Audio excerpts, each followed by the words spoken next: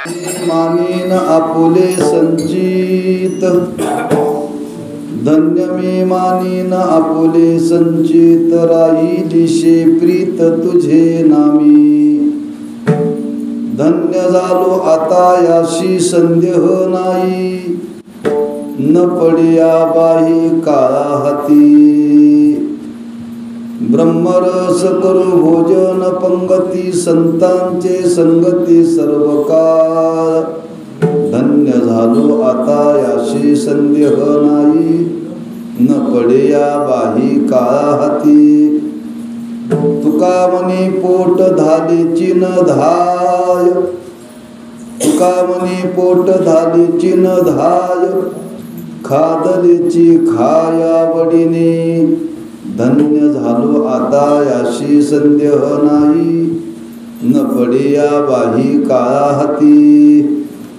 पांडुरंगा करू प्रथम नमन, दुसरी चरण संतांची या. त्यांच्या कृपादानी कथेचा विस्तारो, बाबाजी सद्गुरु दासलोका. नमो ज्ञानेश्वरा, नमो ज्ञानेश्वरा, निवृत्ती उदारा सोपान देवा. नमो मुक्ताबाई त्रिभुवन पावनी, आद्यत्रे जननी देवाची. नमो सद्गुरु तुकया ज्ञानदीपा, नमो सद्गुरु सच्चिदानंद रूपा. नमो सद्गुरु भक्त कल्याण मूर्ती, नमो सद्गुरु भास्करा पूर्ण कीर्ती. धन्य मी मानीन आपुले संचित, धन्य मी मानीन आपुले संचित, राहिलीशे प्रीत तुझे नामी. धन्य झालो आता याशी संदेह नाही, न पडिया बाही काळा हाती. सेवे करता निवडलेला अभंग श्रीमंत जगद्गुरु श्री तुकोबारांचा असून या अभंगातून जगद्गुरु श्री तुकोबाराय जी परमार्थाची साधना जीवनामध्ये केली, ती साधना माझी पूर्णत्वाला गेली याच्याविषयी माझ्या मनामध्ये कोणतीही शंका संदेह राहिलेला नाही. किंबहुना परमार्थाची साधना पूर्णत्वाला नेल्याचा अनुभव या अभंगातून महाराज समाजाच्या समोर प्रगट करतायत. प्रतिवर्षाप्रमाणे संपन्न होणारा हा नामोत्सव रामदास भाविक भक्त बहिरेवाडी या सर्वांच्या सहकार्याने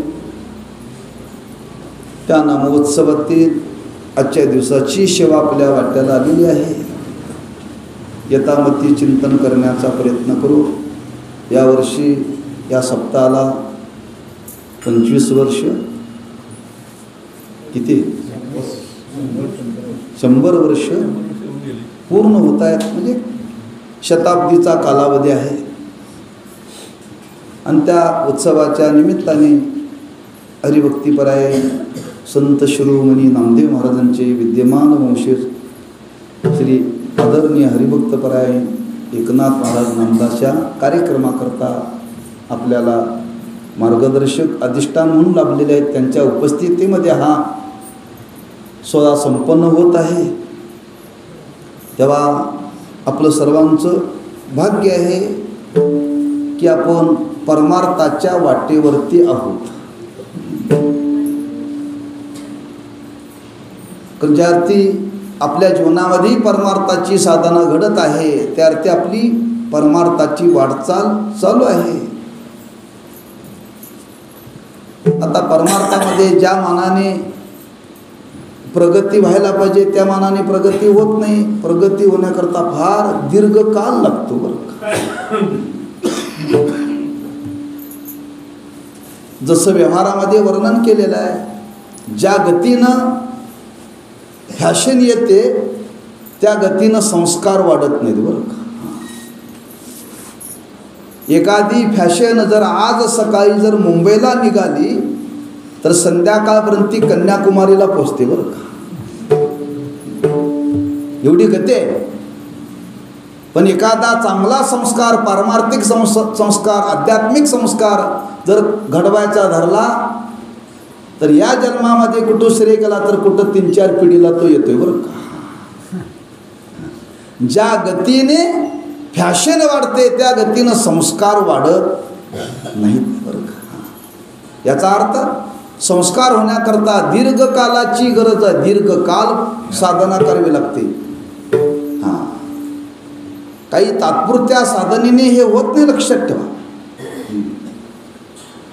नामदेवरायांनी वर्णन केले, जन्मोजन्मी आम्ही बहु पुण्य केले, तेव्हा या विठ्ठले कृपा केली. आम्हाला काय वाटते, सकाळी माळ घातली की संध्याकाळी साक्षात्कार, एवढा सोपा परमार्थ नाही बरं का. दीर्घ कालाची गरज आहे. भगवंत म्हणून गेले, बहुनाम जन्मनाम अंते ज्ञानवाम नाम प्रपद्यते, वासुदेव सर्वमिती स महात्मा सुदुर्लभः. अनेक जन्म हा परमार्थ साधनेचा प्रवास करावा लागतो. एका जन्माचा हा प्रवास नाही आहे. अनेक जन्म साधना करत राहावी लागते बरं का. आणि ती साधना करता करता करता ती एका कोणत्या तरी जन्मामध्ये पूर्ण होते. ज्या जन्मामध्ये साधना पूर्ण झाली समजावं तो शेवटचा जन्म. ज्या जन्मामध्ये साधना पूर्ण झाली समजावा हा शेवटचा जन्म आहे. पण किती काळ साधना करावी लागते हे सांगता येत नाही बरं का. पण ती दीर्घकाल साधना करत राहावी लागते. आणि ती दीर्घकाल साधना जर आपण करत गेलो तर त्या साधनेतून कधीतरी आपल्या जीवनामध्ये फल प्राप्त होतं. किंबहुना केलेला परमार्थ कधीही वाया जात नाही. परमार्थ केलेला कधी वाया जात नाही. माणसाने परमार्थामध्ये आयुष्याचा काळ घालवावा, वेळ घालवावा. केलेलं कधीही वाया जात नाही. प्रपंचामध्ये तसं नाही बरं का. केलेलं सगळं ते आपल्या हातालाच लागेल असं काही नाही बरं का. पण परमार्थात काहीही वाया जात नाही. पण त्या परमार्थाच्या साधनेमध्ये मात्र सातत्य ठेवावं लागतं. सातत्य ठेवावं लागतं. किती सातत्य ठेवावं लागतं. संतांनी जागोजागी आम्हाला तुम्हाला सांगितलंय, ती भगवंताची साधना पुन्हा पुन्हा पुन्हा पुन्हा करीत राहा, करीत राहा. एकाने एका महात्म्याला विचारलं, का हो ज्ञानोबांनी वर्णन केले, हरिमुखे म्हणा, हरिमुखे म्हणा. त्याने विचारलं, हे कुठंपर्यंत म्हणायचं म्हणा, हे कुठंपर्यंत म्हणायचं, किती दिवस म्हणायचं हे.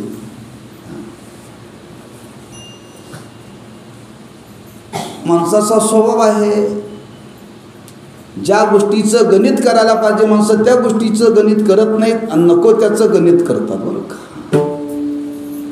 त्या महात्म्याने सांगितलं, तुझं लग्न झालंय का? हो झालं. मग ज्या दिवशी तुझं लग्न जिच्या बरोबर झालं त्या दिवशी तू विचारलास बापाला, बाबा हिच्याबरोबर किती दिवस नांदायचं? त्यात काय विचारायचं म्हटला. आता ती केली म्हणजे आयुष्यभर नांदवायलाच पाहिजे ना. अरे जिच्याबरोबर लग्न केलं त्याला आयुष्यभर जर नांदवावं लागतं तर परमार्थ किती करावा हे विचारावं. जोपर्यंत फलपत्रात पडत नाही तोपर्यंत परमार्थाची साधना ही करीतच राहिली पाहिजे. आणि ती कशी केली पाहिजे, तुकोबांनी त्याच्याकरता वर्णन केले. ठाईच बैसोनी कराई कचित्त, आवडे अनंत आळवावा. ती पुन्हा पुन्हा साधना केली पाहिजे बरं का. आणि ती साधना करण्याकरता तुकोबारे म्हणतात काही गोष्टीची गरज आहे. काही गोष्टीची गरज आहे म्हणजे ती भगवत साधना जीवनामध्ये घडावी असं जर वाटत असेल तर महाराज म्हणतात त्याच्याकरता संचिताची मदत आहे, साय लागतं. एकाएकी आपल्या जीवनामध्ये ही साधना घडत नाही. जन्मजन्मांतरी अशेल पुण्य सामुग्री, तरीच नाम जीवाग्री येईल श्रीरामाचे. म्हणजे परमार्थाची साधना करत असताना त्याला संचिताचं साय असावं लागतं. मग याचा अर्थ प्रयत्न करू नये असा त्याचा अर्थ नाही बरं का. प्रयत्न करावा, मग प्रयत्न करून जर यश नाही आलं तर शेवटी शास्त्रांनी सांगितलं कुठंतरी प्रारब्ध कमी पडतंय बरं का, कुठंतरी प्रारब्ध कमी पडतंय.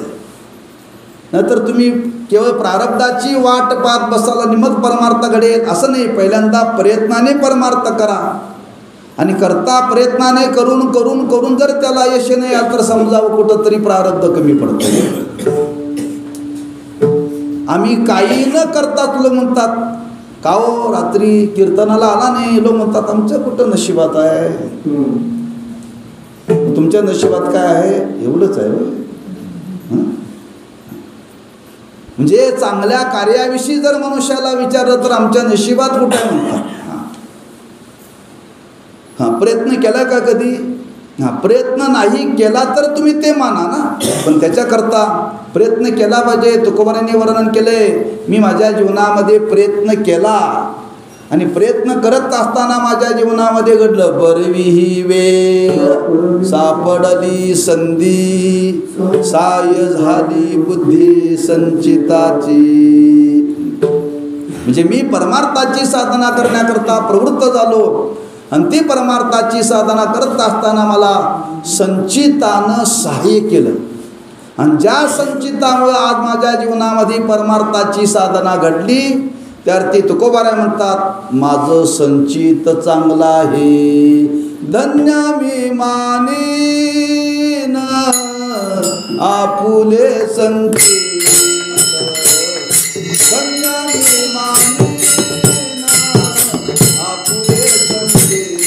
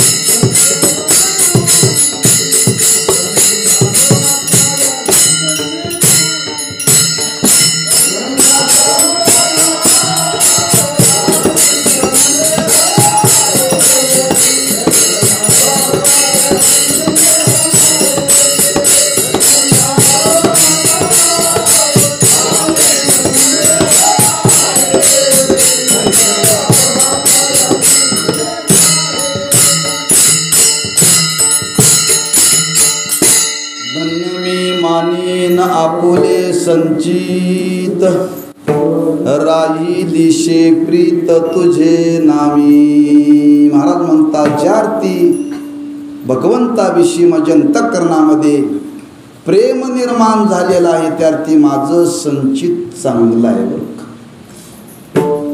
संचित चांगलं आहे. काही गोष्टी अनुमानाने ओळखायच्या असतात बरं का. इथं संचित शब्दाचा विचार मांडलेला आहे. संचित म्हटलं की कर्माचे 3 प्रकार आहेत. क्रियमान, प्रारब्ध आणि संचित. 3 प्रकारचं कर्म आहे. एका कर्माचा विचार इथं प्रगट केलेला आहे, पण तिन्हीचा संबंध आहे बरं का. क्रियमान म्हणजे जे आपण नवीन कर्म करतो त्याला क्रियमान म्हणतात. आणि ते कर्म करत असताना ते कर्म त्या कर्माचा संचय होतो. आणि कर्माचा संचय होतो. की कर्माचा संचय झाल्यानंतर ते साठवलं जातं आणि कालांतराने तेच संचितामध्ये साठवलेलं कर्म भोगण्याकरता येतं. त्याला म्हणतात प्रारब्ध बरं. म्हणजे पहिल्यांदा केलं जातं, केलेलं संचय होतो.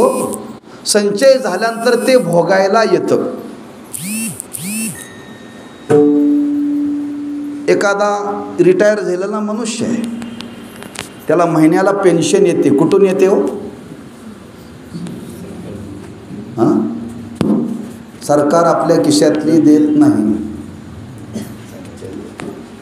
आपण नोकरी केल्या आणि नोकरी करत असताना प्रत्येक महिन्याला त्यातला फंड त्यांनी कट करून घेतला आहे. हां, आणि तो शिल्लक ठेवला आहे आणि आता तो मिळतोय बरं का. म्हणजे पूर्वी केलेलं आता मिळतंय, न केलेलं नाही बरं का. आता आपण धान्य खातोय, धान्य खातोय.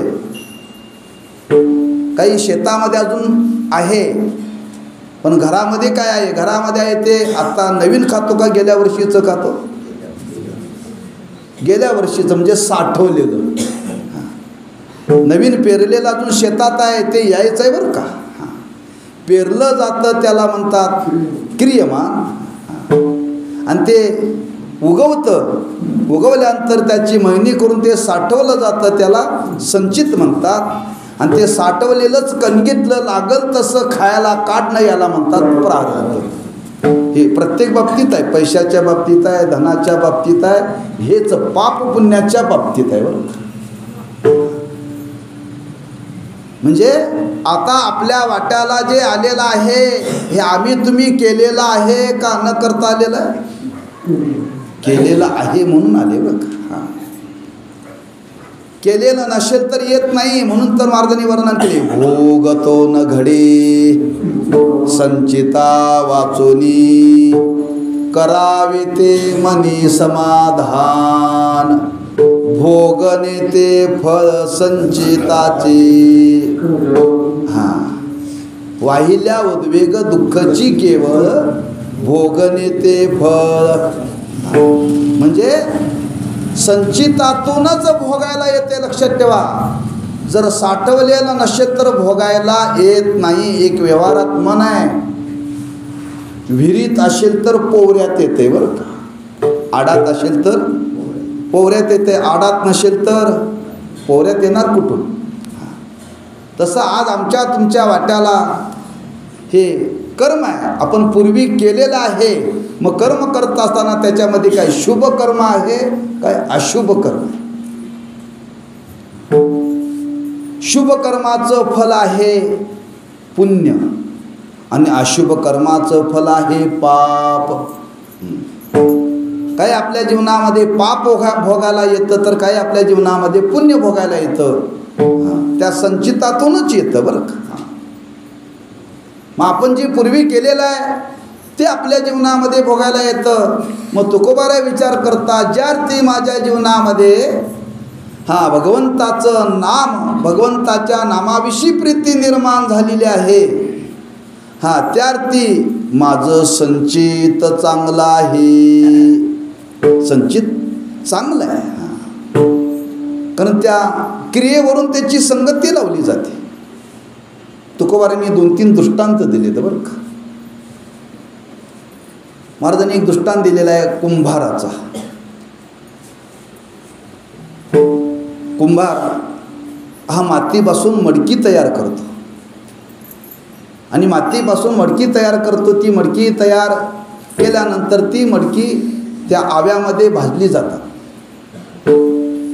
आव्यामध्ये भाजल्यानंतर ती बाजारामध्ये विक्री करता जातात. विक्री करता गेल्यानंतर ती मडकी एकाच घरात जात नाहीत बरं का. बरं का, एकाच घरात जात नाही.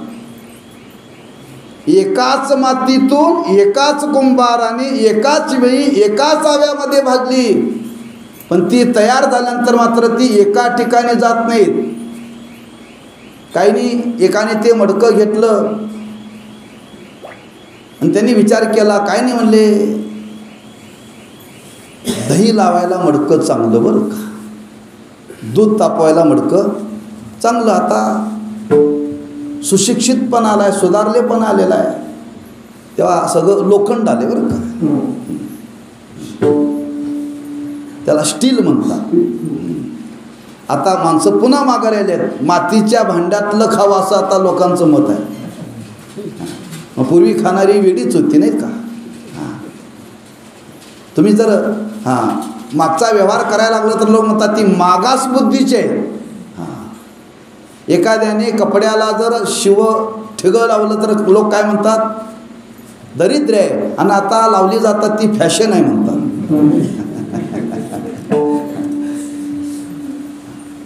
एकाने ते मडकं घेतलं आणि दही लावण्याकरता ते उपयोगी पडावं, घरामध्ये दुधाकरता उपयोगी पडावं म्हणून ते आणलं. एक ग्रस्त गेले बाजारात, त्यांनी विचार केला, आता उन्हाळा सुरू होणार आहे, मंदिरात माणसं देवाच्या पाया पडायला येतात, तेव्हा आलेल्या माणसाला थंडगार पाणी पिण्याकरता मिळावं म्हणून त्यांनी ते एक मंदिरात आणलं. आणि एकाने विचार केला, आमच्या बाबाला फार दमा आहे, मग त्यांना उठता येत नाही, मग स्टीलचं भांडं कसं द्यावं, तेव्हा एखादं मडकं न्यावं, त्यात राख भरून त्यांच्या उशाला ठेवावं. तुकोबारे म्हणतात, एकाच कुंभाराने एकाच मातीपासून एकाच वेळी तयार केलेली मडकी, पण त्याचं कर्म मात्र भिन्न भिन्न आहे. ऐशे भिन्न भिन्न साठे, केले प्रारब्धाने वाटे. जे मडकं देवाच्या मंदिरात पाण्याकरता आलं, समजावं त्याचं प्रारब्ध उत्तम आहे. जे मडकं दुधाकरता नेलं, समजावं ते मध्यम आहे. आणि जे मडकं घाण टाकण्याकरता नेलं, समजावं हे मडकं कनिष्ठ आहे. जर मडक्याला जर प्रारब्ध आहे, जर चालत्या मडक्यानं हा प्रारब्ध नसेल का हो. देवळात आलेली मडकी समजावी, प्रारब्ध चांगला आहे बरं का. देवळात आलेली मडकी ही मडकी हो चांगले, त्यांचं प्रारब्ध चांगलं आहे. जी काही धाब्यावर गेले, समजावी ती मडकी कनिष्ठ आहेत. आणि जी घरातच आडवी पडले, समजावी ती मध्यम आहेत. म्हणजे मडक्याला सुद्धा प्रारब्ध आहे, मडक्याला सुद्धा प्रारब्ध आहे. नवे नवे तुकोबारांनी त्याच्या पुढं दृष्टांत दिला. तुकोबारा म्हणतात, एक दगड आणला जातो, त्या दगडाची मूर्ती केली जाते, त्याच दगडातला राहिलेला एक भाग पायरीला ठेवला जातो आणि एक दगड नारळ फोडायला ठेवला जातो. एका दगडावरती डोकं ठेवलं जातं, एका दगडावरती पाय ठेवला जातो आणि एका दगडावरती गावातली नारळ फोडली जातात. प्रारब्ध कोणाचं चांगलं. ज्याच्यावरती डोकं ठेवलं जातं त्याचं प्रारब्ध चांगलं बरं का. दगडाचं बरं का. म्हणून महाराजांनी वर्णन केलंय, म्हणजे प्रत्येक आपण जे कर्म करतो त्या प्रत्येक कर्माच्या मागं हा विचार आहे बरं का. प्रत्येक कर्माचा मागा विचार आहे. तसं आमच्या तुमच्या जीवनाच्या बाबतीत हाच विचार आहे. एकाच मातेच्या पोटी जन्माला येतात बरं का. पण एक असतं तिरुपतीचा भक्त, एक असतं आईचा भक्त आणि एक असतं पांडुरंगाचा भक्त. उत्तम कोणाला समजावं? जे पांडुरंगाचा आहे ते उत्तम बरं का. म्हणजे एकाच आईच्या पोटाला जन्मा लावून एकाची भक्ती करत नाही. त्याच्या पुढं सांगू, एकाच मायबापाच्या पोटाला जन्मा लावून एक असते भाजपचं, एक असते काँग्रेसचं, आणि एक असतं शिवसेनेचं. केले प्रारब्धाने वाटे, भिन्न भिन्नता आहे बरं का. तसं तुकोबाराय म्हणतात, ज्यार्थी माझ्या मुखामध्ये आज भगवंताचं नाम येतं, आज भगवंताविषयी प्रेम निर्माण झालेलं आहे, त्यार्थी महाराज म्हणतात हे आपण आपल्या जीवनातून आपल्या वाट्याला आलेले भोग आहेत याच्यावरून याची संगती लागावी बरं का. भोगे करो येती उत्तम हे जन्म,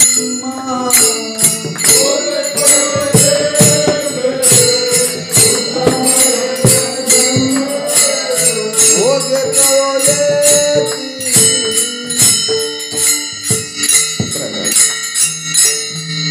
उत्तम मध्यम कनिष्ठ ते, उत्तम मध्यम कनिष्ठ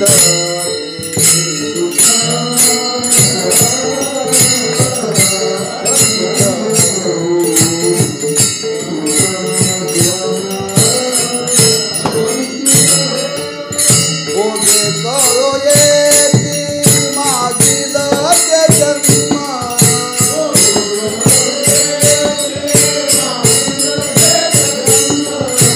भोगे करो येती मागील ते जन्म,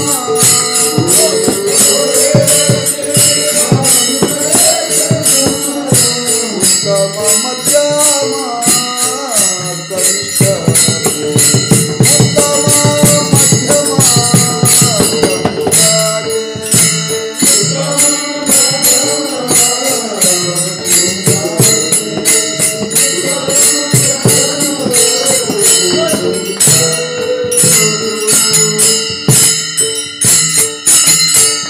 भोगे करो येती मागील ते जन्म, उत्तम मध्यम कनिष्ठ ते. आपल्या वाट्याला आलेले भोग आहे ना, याच्यावरून त्या कर्माची संगती लावता येते.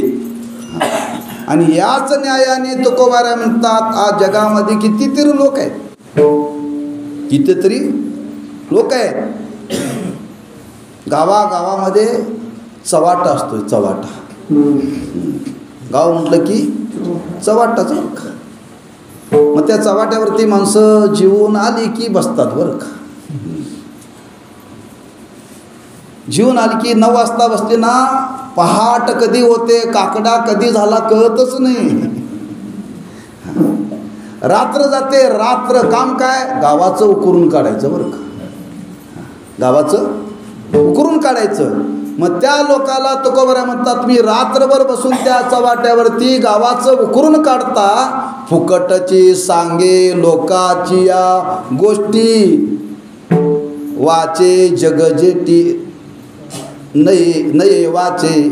बरं का. फुकटचं नको ते वाणीनं बोलत राहतात, पण देवाचं नाव त्यांच्या वाणीला येत नाही बरं का. काय येत नाही? महाराज म्हणतात संचित चांगलं नाही. बोलता येतं, मग देवाचं नाव का घेता येत नाही हो? महाराज म्हणतात देवाचं नाव घ्या म्हटलं की काय बसते हो? दातावरती दात ते बसतात त्याला काय म्हणतात? दातखिळी शब्द वापरलाय बरं का. देवाचं नाव घ्या म्हटलं की माणसाचं तोंडच उघडत नाही, जणू दातखिळीच बसल्या. पण एरवी जर बोलायला जर सांगितलं तर सगळा गावाचा इतिहास सांगतात बरं का. मग ज्यांना जर गावाचा इतिहास सांगता येतो तर देवाचं नाव का घेता येत नाही? महाराज म्हणतात संचित चांगलं नाही. पण तुकोबाराय म्हणतात ज्यार्थी आमच्या जीवनामध्ये त्या भगवंताच्या नामाविषयी, भगवंताच्या स्वरूपाविषयी अंतःकरणामध्ये प्रेम निर्माण झालेलं आहे, त्यावरती महाराज म्हणतात आमचं संचित चांगलं आहे बरं का, संचित चांगलं आहे. म्हणून तुकोबारांनी एक समाजाला जाणीव करून दिलेली आहे, बाबांनो खरंच जीवन जगत असताना विचारपूर्वक जगा.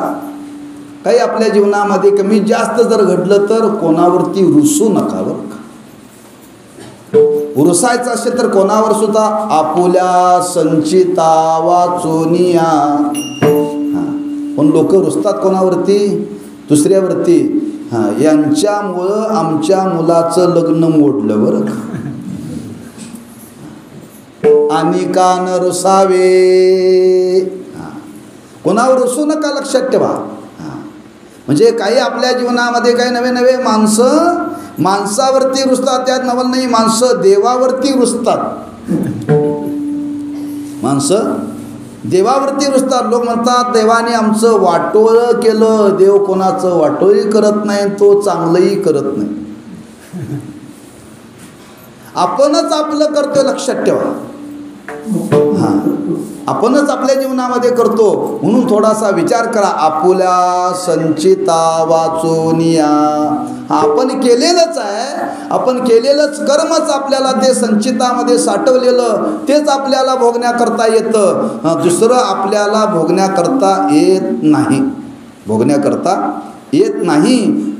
म्हणून तुकोबाराय म्हणतात थोडासा विचार करा. आपल्या वाट्याला आलेले भोग आहेत, त्या भोगावरून आपलं संचित चांगलं आहे का वाईट आहे हे आपल्याला भोगे कळो येते मागील ते जन्म.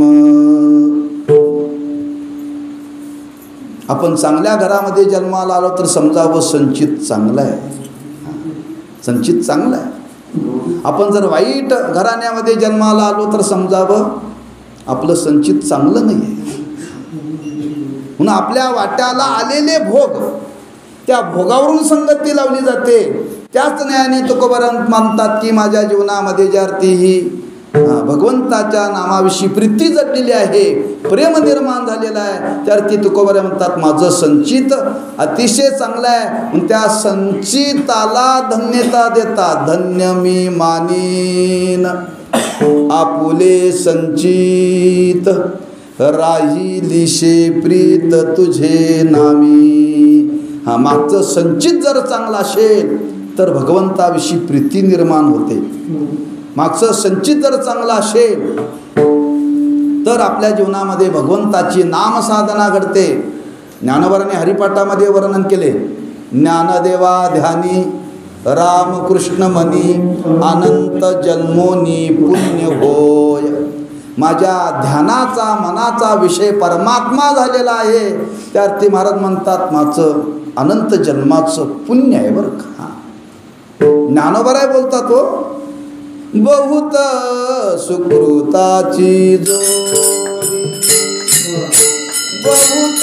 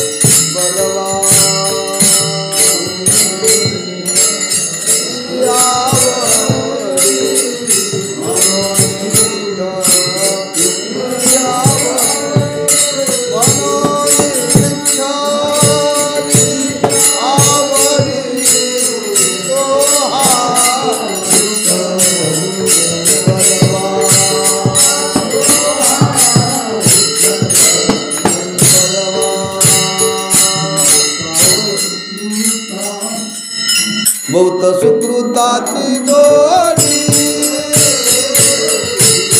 सुकृताची जोडी,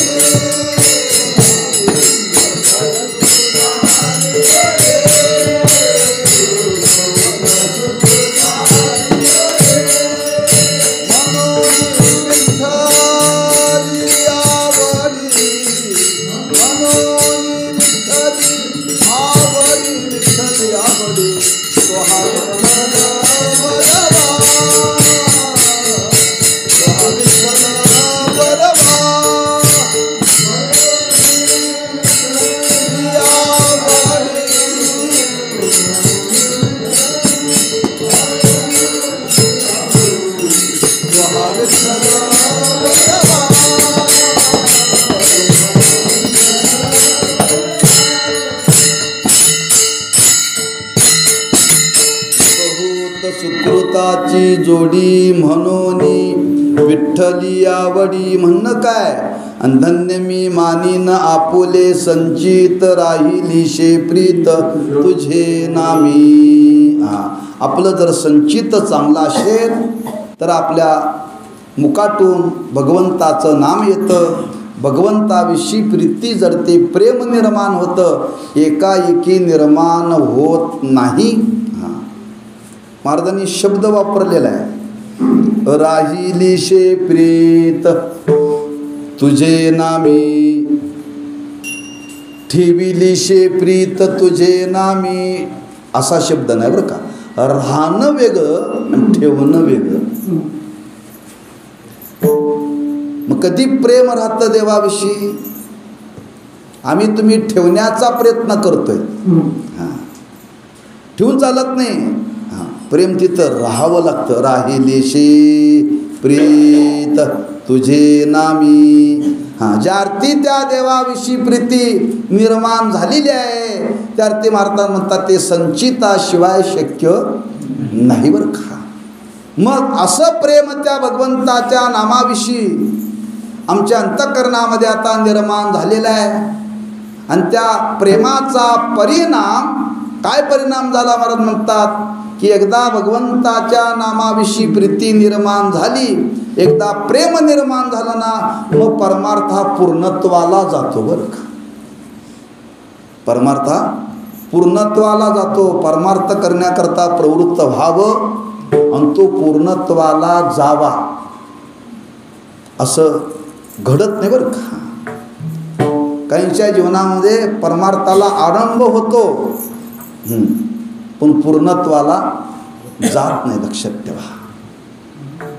पण ज्यांनी जीवनामध्ये हा परमार्थ करण्याकरता प्रवृत्त झाले, काय संचिताचा संबंध आहे आणि त्याच्यातून त्या साधनेमध्ये अशी प्रीती निर्माण व्हावी, अशी प्रीती निर्माण व्हावी. एकदा देवाविषयी निर्माण झालेलं प्रेम कधीही नाहीसं होत नाही बरं का. त्याच्या मागे एक थोडासा शास्त्राने विचार मांडलेला आहे. देवाविषयी प्रेम निर्माण होण्याकरता त्याचं एक कारण सांगितलं. ज्ञानापूर्वी प्रेम आणि ज्ञानानंतरचं प्रेम फरक आहे बरं का. आज आपल्या संप्रदायाचा विचार केला तर सर्व संतांच्या अंतःकरणामध्ये देवाविषयी प्रीती होती, प्रीती होती. याचा अर्थ काय? आपले सकल संत सगुण निर्गुण साक्षात्कारी होते. सगुण निर्गुण साक्षात्कारी होते आणि त्या साक्षात्कारानंतर सुद्धा त्यांच्या अंतःकरणामध्ये प्रेम आहे. किती प्रेम आहे? इतकं प्रेम आहे, इतकं प्रेम आहे. आता ते म्हणतात नको ब्रह्मज्ञान आत्मस्थिती भाव मी भक्त तो देव ऐशे करी. याला म्हणतात खरी प्रीती बरं का. म्हणजे आता आम्हाला ते ब्रह्मज्ञान सुद्धा नको, आता आम्हाला ते ब्रह्मज्ञान सुद्धा नको, आता आम्हाला तुझं प्रेम सुखच भोगायचं आहे. आम्हाला दुसरं आता काहीही नको. आणि ही अवस्था ज्या दिवशी जीवनामध्ये प्राप्त झाली समजावं त्यांचा परमार्थ सफल झाला. आणि हे आमच्या जीवनामध्ये घडलं आणि हे ज्यांच्या जीवनामध्ये घडलं महाराज म्हणतात परिणाम त्याचा काय? खरंच ज्यांचा परमार्थ सफल झाला, महाराज म्हणतात त्यांच्या जीवनामध्ये काळाचा संबंध राहत नाही. म्हणून तुकोबाराय सांगतात, आम्ही परमार्थाची साधना करण्याकरता प्रवृत्त झालो. त्या संचिताने आम्हाला साय दिली, त्यात आमचं संचित चांगलं आहे आणि आमचा परमार्थ सफल झाला. किती सफल झाला, महाराज म्हणतात आता आम्हाला त्याच्याविषयी संदेह नाही. संदेह नाही बरं का. म्हणजे संदेहरहित अवस्था परमार्थामध्ये प्राप्त झाली पाहिजे.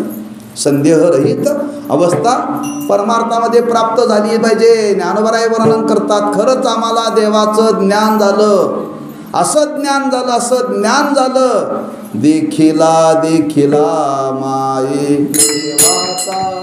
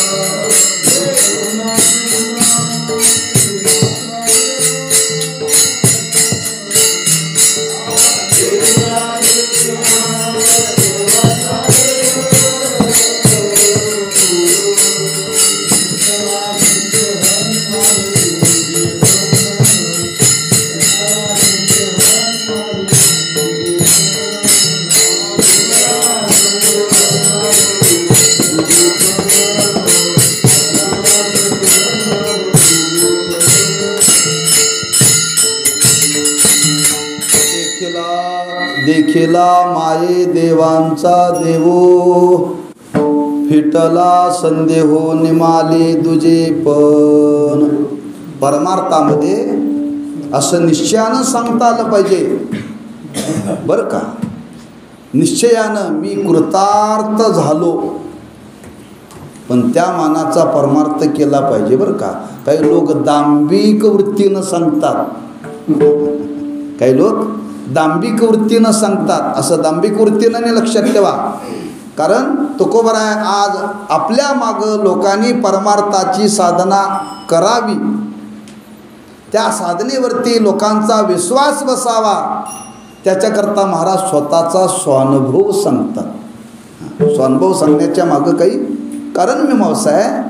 हां, तुकोबारांना कोणी विचारण्याकरता गेलेलं नव्हतं, पण ज्या अर्थी तुकोबाराय समाजाला सांगतात, खरंच मी या साधनेतून आता कृतार्थ झालो, आता धन्य झालो, आता याची संदेह नाही, याची संदेह नाही.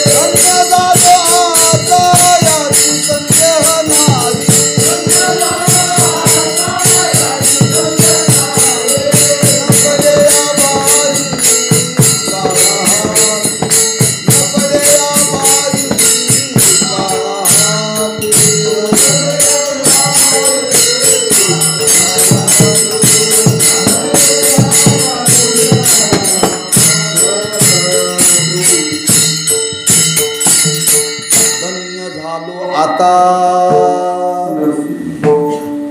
धन्य शब्द 2 वेळा आलाय बरं का, पण कशा करता आलाय हे ध्यानात ठेवा. एकदा संचिताचं महत्त्व सांगण्याकरता की भगवंताविषयी प्रीती निर्माण झाली, त्यार्थी संचित चांगला आहे, त्या संचिताची धन्यता सांगण्याकरता शब्द वापरला, म्हणजे चांगला आहे. आणि आता सांगतात की अशी प्रीती निर्माण झाल्यामुळं मी धन्य झालो, म्हणजे आता माझं जीवन कृतार्थ झालेलं आहे, सफल झालं आहे, धन्य झालो. आता म्हणजे आता काही मिळवायचं शिल्लक राहिलं नाही बरं. आता निश्चिंतीने पावलो विसावा, कुंटलिया धावा तृष्णेची या, आता उघडी डोळे. तिथं कारण वेगळं आहे, पण आता कारण म्हणतात आता माझी साधना पूर्णत्वाला गेलेली आहे, पूर्णत्वाला गेलेली आहे. म्हणून प्रपंच आणि परमार्थ करत असताना 2 गोष्टी महत्त्वाच्या सांगितलेल्या आहेत. जर प्रपंच करत असताना आपल्याला दुःख येऊ नये असं वाटत असेल, आपला प्रपंच सुखाचा व्हावा असं जर वाटत असेल तर काय करावं, आणि परमार्थही आपला सफल व्हावा असं वाटत असेल तर काय करावं. तर प्रपंच करणाऱ्या लोकांनी श्रीमंताकडे बघून प्रपंच करायचा नाही, जी झोपडीत राहतात त्यांच्याकडे बघून प्रपंच करायचा. झोपडीत राहतात बरं का, ऊन आलं तरी त्या झोपडीतच, पावसाळा आला तरी त्या झोपडीतच, थंडी आली तरी त्या झोपडीतच, आजारी अजिबात पडत नाही बरं का.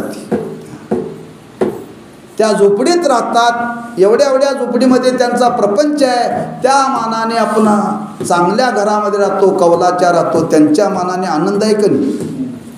पण आमचं उलट आहे, 4 मजली बांधली त्याच्याकडे बघतोय, त्याच्यासारखं माझं कधी होईल, तेव्हा मानसिक संतुलन बिघडून जाते.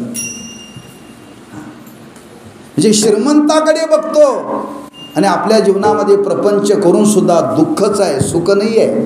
म्हणून प्रपंच करता असताना गरिबाकडे बघून प्रपंच करा, आणि परमार्थ करत असताना जे पूर्णत्वाला गेले त्यांच्याकडे बघून करा.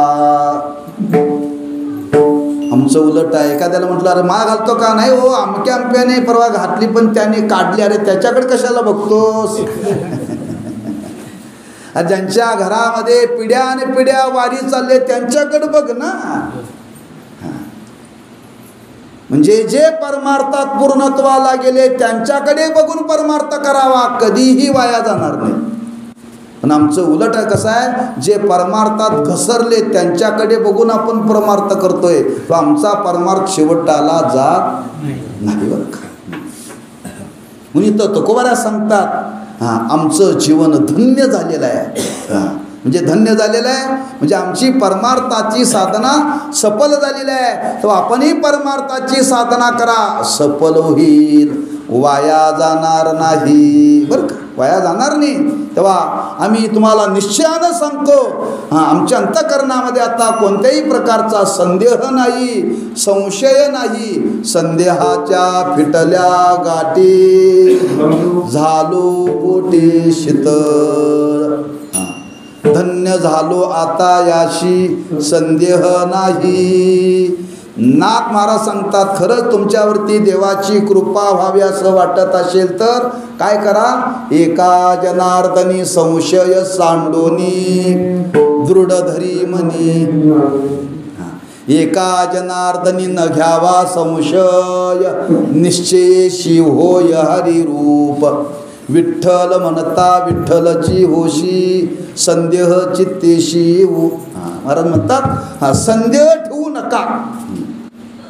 आणि महाराज म्हणतात आमचा अनुभव आहे, आम्ही केलेला परमार्था पूर्णत्वाला गेला याच्याविषयी आमच्या मनामध्ये आता संदेह राहिलेला नाही. धन्य झालो आता याशी संदेह नाही. महाराजांनी विचारलं, काय तुमच्या जीवनामध्ये सफलता झाली, धन्यता प्राप्त झाली? काय महाराज म्हणतात, कशावरून? महाराज म्हणतात, आमच्या जीवनामध्ये काळाचा संबंध राहिला नाही. काळाचा संबंध राहिला नाही. न पडेया बाही काळा हाती. ज्यांचा परमार्थ पूर्णत्वाला गेला त्यांच्या जीवनामध्ये काळाचा संबंध राहत नाही. तुका म्हणे काळ आता करू न शके बळ, आता करू न शके बळ, आता करू न शके बळ.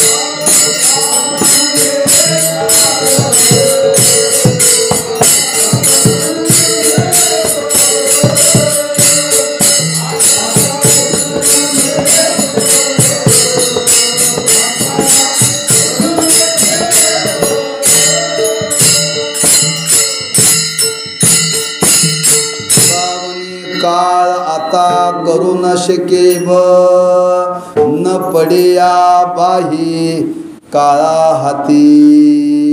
ज्याचा परमार्थ पूर्णत्वाला गेला त्याच्या जीवनामध्ये काळाचा संबंध राहिला नाही. काळाचा संबंध राहिला नाही. ज्ञानोबांनी वर्णन केले, अरे जो भगवंताचं नाम घेण्याकरता प्रवृत्त झाला त्याच्याकडे तो वाकड्या नजरेने सुद्धा बघत नाही. नित्य सत्यमित हरिपाठ ज्याशी कळी काळ त्याशी न पाहे दृष्टी.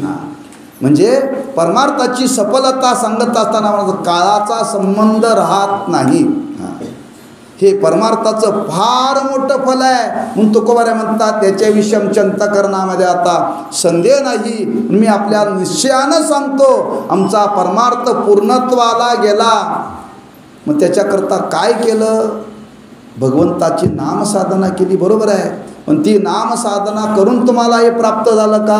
नाही. महाराज म्हणतात, ते करता करता करता आमच्या जीवनामध्ये आम्हाला संतांची संगत लाभली.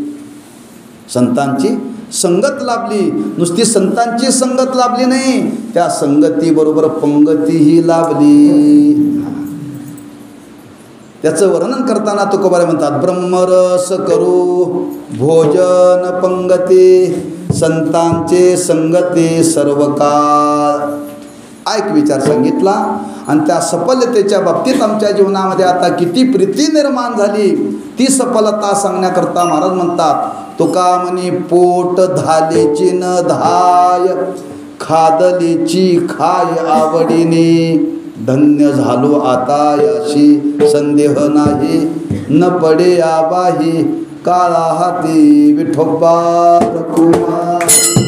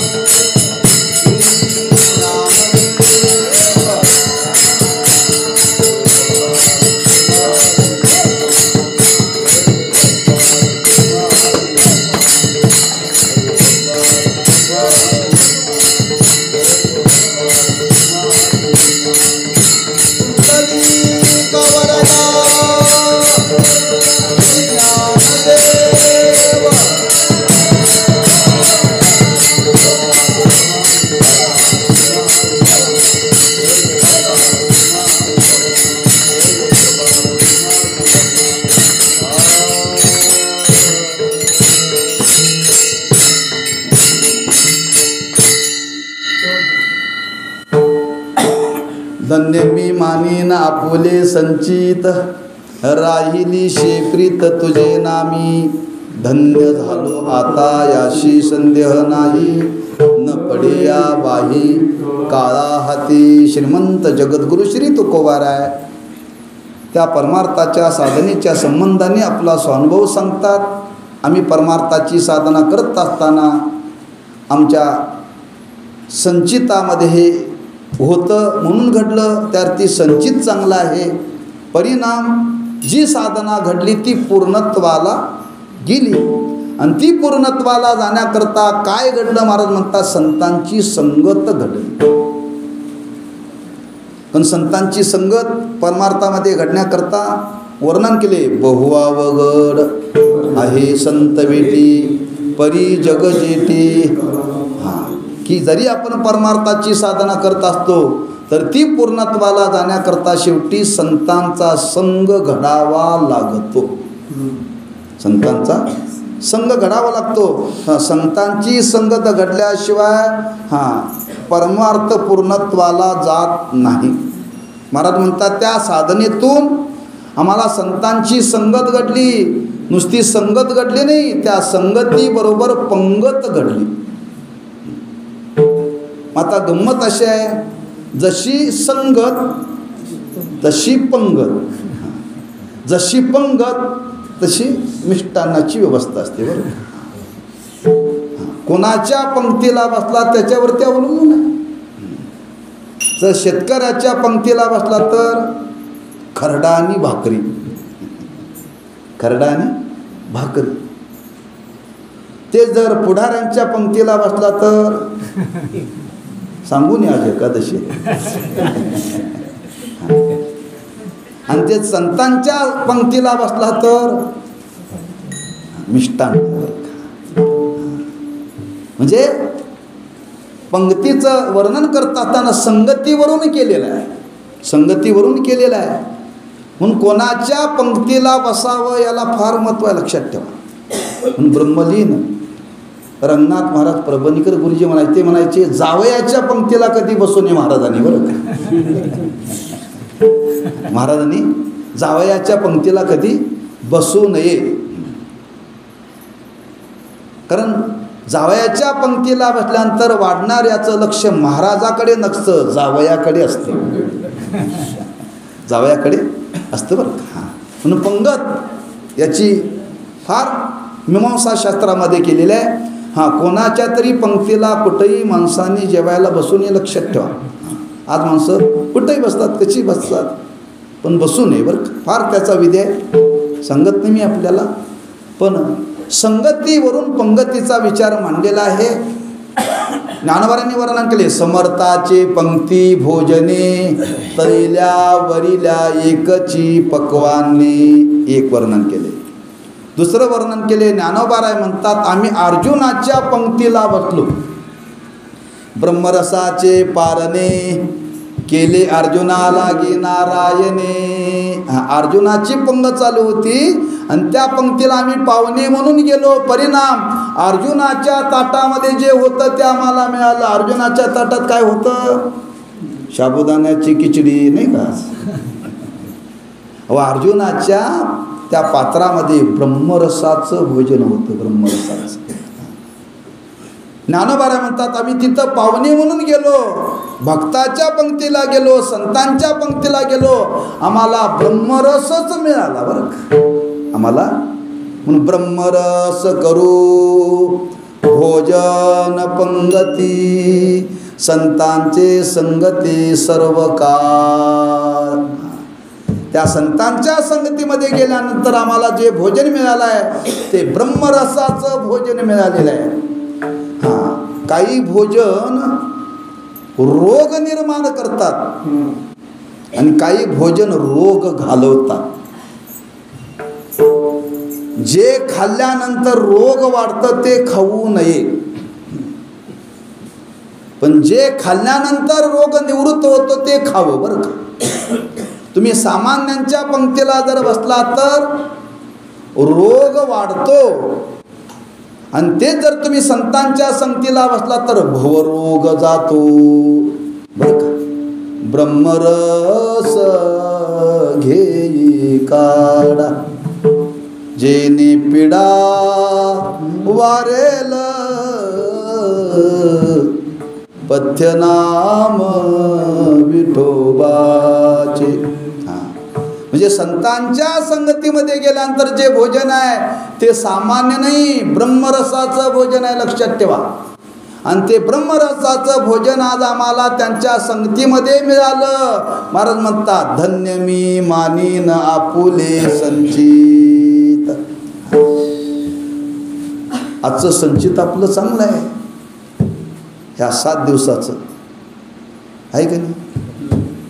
काय चांगलं आहे? कशावरून चांगलं आहे? तुम्ही म्हणता म्हणून मानायचं का मी म्हणतो म्हणून मानायचं?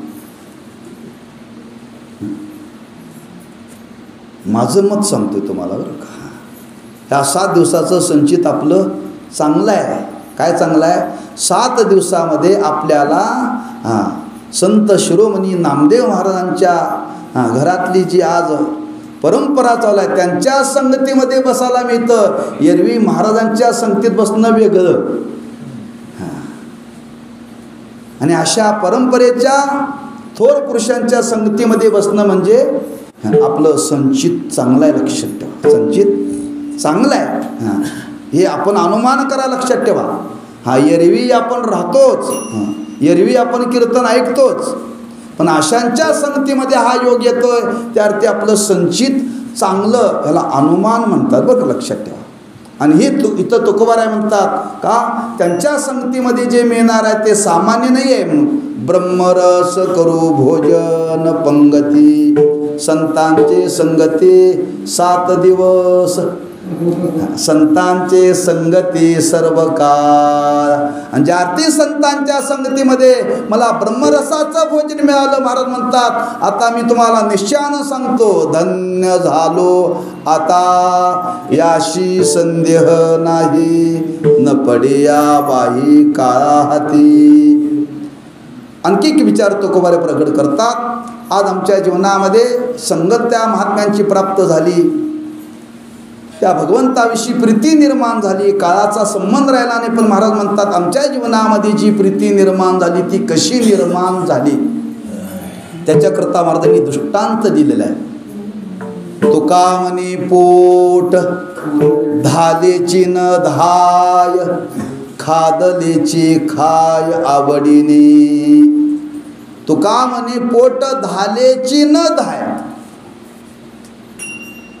पोट भरल्यासारखं वाटतं पण भरलेलं नाही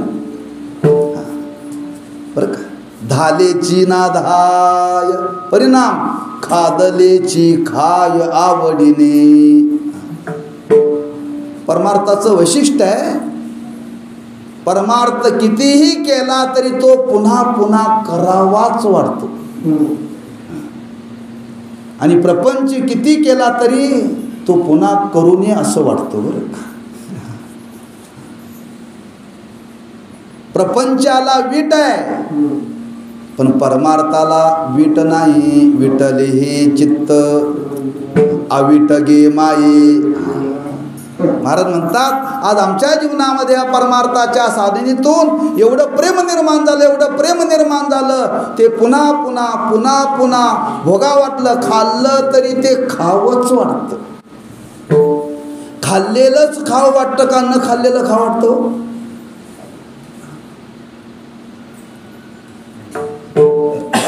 खाल्लेलं खावं वाटतं का न खाल्लेलं वाटतं? अनुभव आहे सर्वांचा. तुम्हाला रोज पुरणपोळी दिलेली बरी वाटते का सणाला खाल्लेली बरी वाटते? सणाला. रोज भाजी भाकरी खा, त्याला वीट नाही बरं का. किती भाजी भाकरी खा, कधी कंटाळा येत नाही, खाल्लेलंच खाल्लं जातं. तसं ह्या परमार्थाचं वर्णन करताना असं वर्णन केले, कितीही परमार्थाचा आनंद घेतला तरी परमार्थाचा आनंद हा पुन्हा पुन्हा पुन्हा पुन्हा भोगावाच वाटतो. घेईन मी जन्म यासाठी देवा,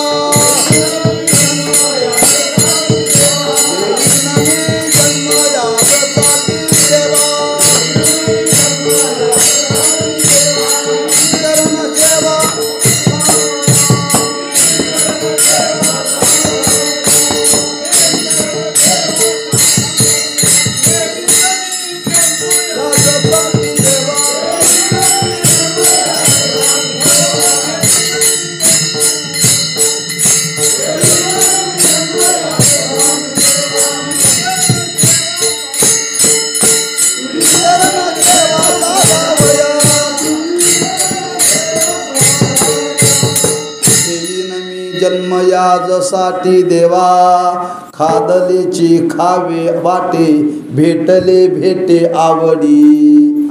खाल्लेलंच खावं वाटतं आणि भेटलेल्यालाच भेटावं वाटतं. जसं इथं महाराज म्हणतात, तुका म्हणे पोट धालेची न धाय, खादलेची खाय आवडीने. हा परमार्थ किती जरी केला तरी तो पुन्हा पुन्हा पुन्हा पुन्हा करावा असाच वाटतो. तुमची गुरुवारी सांगत असतात नेहमी,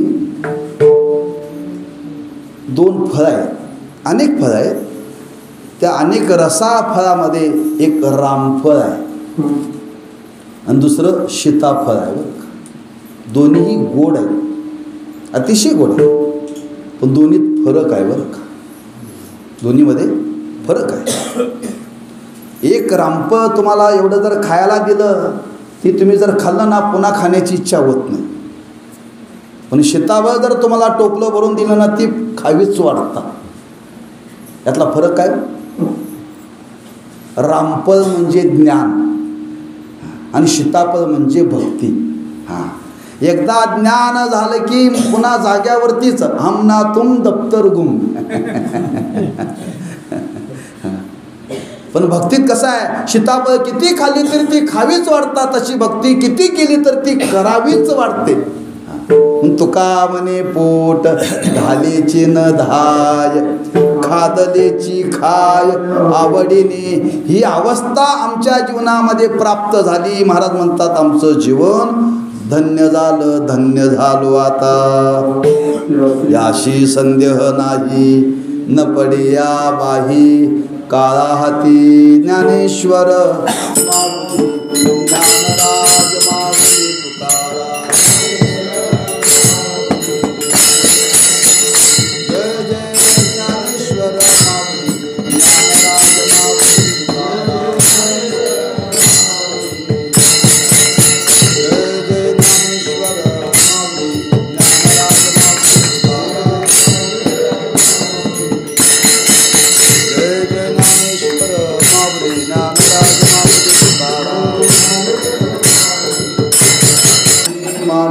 आपुले संचित. धन्यवाद. असेच आमचे व्हिडिओ पाहत रहा.